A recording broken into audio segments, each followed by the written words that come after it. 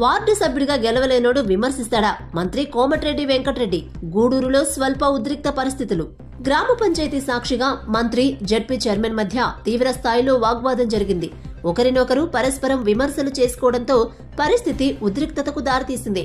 ఇవాళ యాదాద్రి భువనగిరి జిల్లాలోని బీబీ నగర్ మండలం గూడూరు గ్రామంలో పలు అభివృద్ధి పనులను మంత్రి కోమటిరెడ్డి వెంకటరెడ్డి ప్రారంభించారు. అనంతరం జరిగిన సమావేశంలో మంత్రితో పాటు MLA Anil Kumar Reddy, ZP chairman Elimineti Sandeep Reddy పాల్గొన్నారు. ముందుగా సందీప్ రెడ్డి మాట్లాడుతూ, నాడు బీఆర్ఎస్ ప్రభుత్వం ఇచ్చిన నిధులతో నిర్మించిన భవనాలను ప్రారంభించడమే కాకుండా బీఆర్ఎస్ పై బురద చల్లడం సరికాదన్నారు. రైతు బంధు అడిగినోళ్లను చెప్పుతో కొట్టాలని మంత్రి అనడం మంచి పద్ధతి కాదని సూచించారు. దీంతో మంత్రి కోమటిరెడ్డి వెంటనే లేచి మాజీ మంత్రి మాధవరెడ్డి మహానీయుడని, ఆయన కొడుకు బచ్చా అంటూ కనీసం వార్డు సభ్యుడిగా కూడా గెలవలేనోడు తనను విమర్శించడం హాస్యాస్పదమని అన్నారు. వెంటనే ఆయనను బయటకు పంపాలని పోలీసులను మంత్రి ఆదేశించారు. దీంతో ఇద్దరి మధ్య తీవ్ర వాగ్వాదం చోటు చేసుకుంది. ఇంతలోనే కాంగ్రెస్ శ్రేణులు స్టేజ్ పైకొచ్చి హంగామా సృష్టించి ఒక్కసారిగా జెడ్పీ చైర్మన్ పైకి దూసుకెళ్లారు. దీంతో జెడ్పీ చైర్మన్ ను పోలీసులు, బీఆర్ఎస్ శ్రేణులు అక్కడి నుంచి పక్కకు తీసుకెళ్లారు.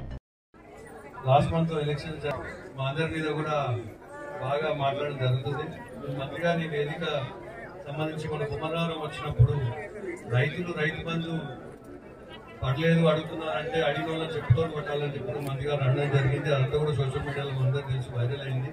మరి అలాంటి అనడము తగదు కాదు. ఎందుకంటే రైతు బంధు అనేది దాదాపు టీఆర్ఎస్ ప్రభుత్వం ఉన్నప్పుడు 9 దఫాలుగా 9 విడతల్లో రైతు బంధు ఇవ్వడం జరిగింది.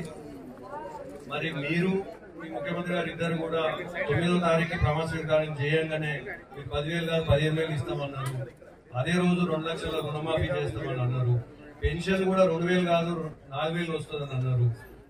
లోన్ తీసుకోండి రైతులు కూడా, మీరు ఇప్పుడైనా లోన్ తీసుకోండి, మేము 9వ తారీఖు మాఫీ చేస్తామని అన్నారు.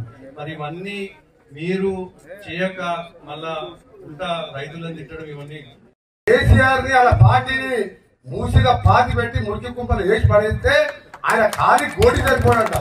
ముఖ్యమంత్రి అనే పదవికి, ముఖ్యమంత్రి అనే వారికి ఎవరు ఆ కుర్చీలో ఉన్న గౌరవం ఇవ్వాలి.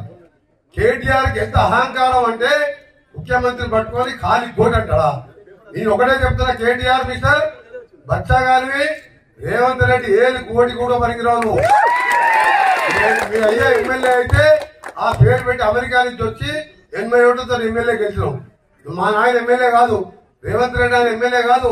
వ్యవసాయ కుటుంబం కష్టపడి ప్రజల కోసం పోరాటం చేస్తే ఎమ్మెల్యేలు అయినాం.